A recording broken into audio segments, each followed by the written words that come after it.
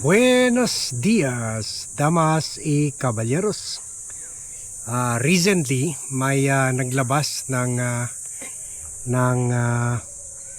press statement or pahayag si Vice President Leni Robredo saying that she is dropping plans or she is no longer interested to run for president in the 2028 presidential elections. So marami sa mga syempre mga supporters niya ay na bahala at nabigla at na bulabog dahil they were rooting for her to challenge na yung sinasabing lakas daw foregone conclusion na daw mananalo si Vice President Sara Duterte. So marami na dismaya kung bakit this early sinasabi na niya na hindi siya tatakbo. Si BP Leni made that statement in view of the statement rin ni former Senator Antonio Trillanes na tinulugsa si BP Leni sa pagsabi na hindi nakakatulong sa third force ang or yung sa tunay na oposisyon yung pagiging undecided yung teka-teka attitude ni BP Leni Robredo na ganito, parang ganyan rin nangyari last election. Kumbaga naubusan ng panahon talaga yung opposition to really prepare or to nakawatak-watak pa, nagkaiba-ibang puwersa. So kaya sabi ni Trillanes, kung tatagbo ka, sabihin mo na. Kung wala ka talagang balak tumagbo, sabihin mo rin. So yun na ang reply sa kanya ni BP Leni Robredo. So pero syempre maraming na discourage kasi sino na daw, although meron naman option iba. Pero may good news tayo dyan kasi meron tayo nakausap na very close sa kanya at sinabi niya na style lang ito ni BP Leni na para to throw the Dutertes off guard. Parang hindi nila another strategy rin ito na para hindi nila mabasa talaga yung pag-iisip ni BP Leni Robredo. Kumbaga mas gusto niya kasi tulad kaya sinasabi ko, marami naman ibang option. Si Senator Risa Ontiveros, si former Senator Trillanes, even si Laila de Lima. Meron pa nga sinasabi si Nicolas Torre. Pero ang gusto ni BP Leni Robredo mangyari ngayon, manggaling ang kaysa naman magkabangga-banggaan sila ni Risa. Kasi may mga grupo gusto rin si mga ng oposisyon, gusto si Risa na talaga, kung baga panahon ng Risa kasi Leni already tried it. So mas gusto yung ibang kampo, nakahati-hati sila between solid Leni and solid Risa. So kaysa magkabanggaan silang dalawa, gusto ni Leni na sa tao na manggagaling, kumaga sa opposition coalition na mismo manggagaling na siya na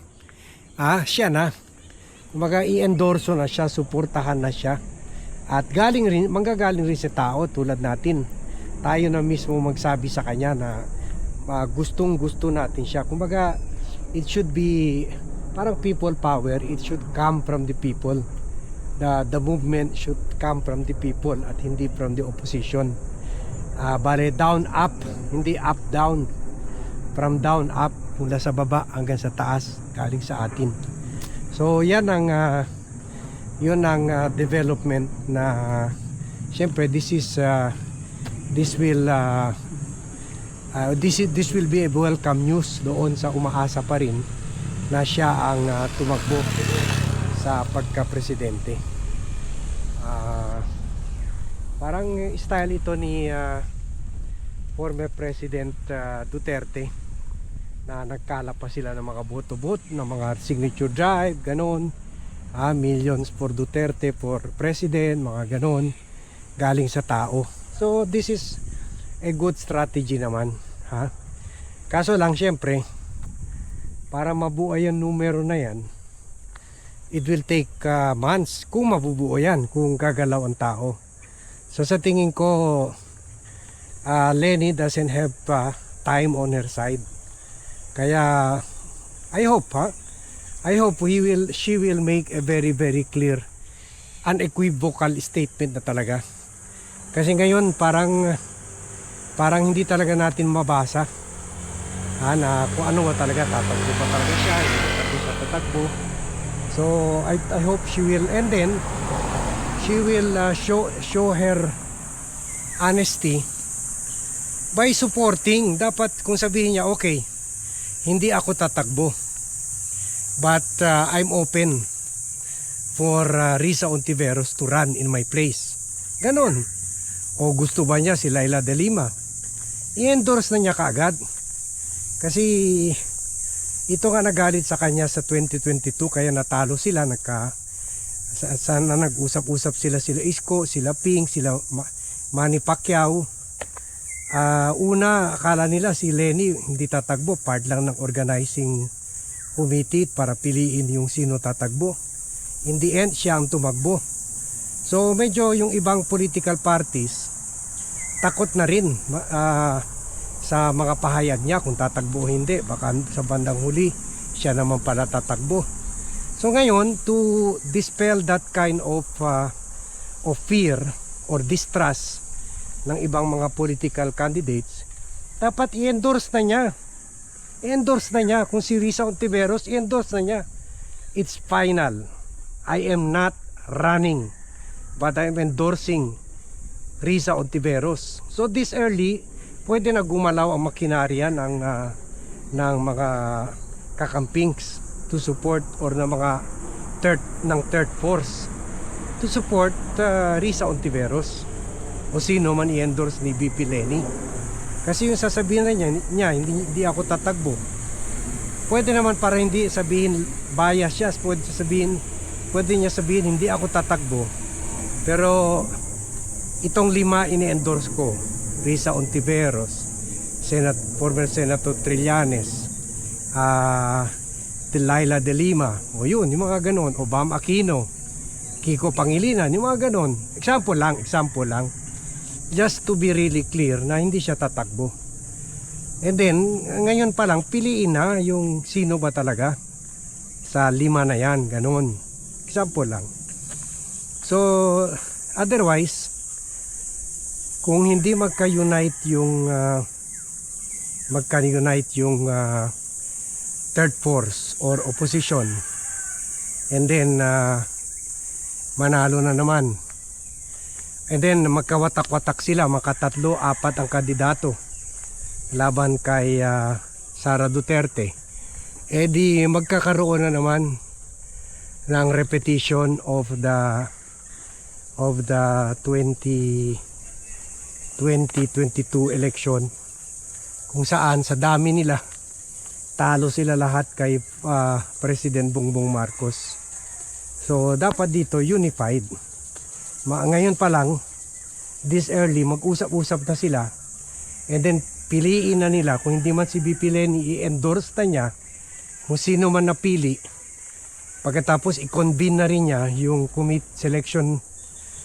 committee or body to endorse, to select the unified candidate, unified coalition candidate.